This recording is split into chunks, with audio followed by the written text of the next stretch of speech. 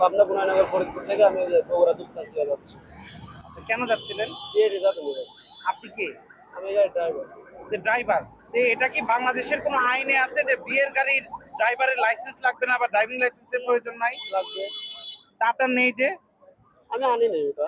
কেন আনেন না? আপনি সড়কে গাড়ি নামাইছেন, তা আপনার লাইসেন্স নিয়ে নামবেন না? মানিব্যাগটা বাসায় রেখে আসছি এই আর কি। না আপনার গাড়ির কাগজপত্র আছে?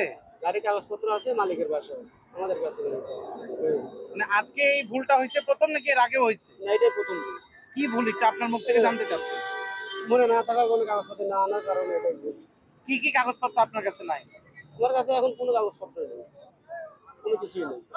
বগুড়া সাইকেল মহাসড়ক থেকে করতুয়া, নাবিল, শ্যামলী, এসআর কয়েকটি গাড়ি আমরা দেখেছি।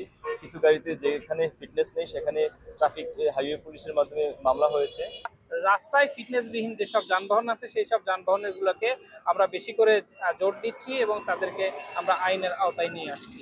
এর বাহিরেও যেহেতু মহাসড়কগুলোতে মোটরসাইকেল অ্যাক্সিডেন্টের পরিমাণটা অনেক বেড়ে যায় এবং আপনারা জানবেন যে বাংলাদেশের ঈদের আগে এবং পরে হিউজ পরিমাণ মোটরসাইকেল অ্যাক্সিডেন্টের ঘটনা ঘটে, যার কারণে মোটরসাইকেলের বিরুদ্ধে আমাদের অভিযান চলছে।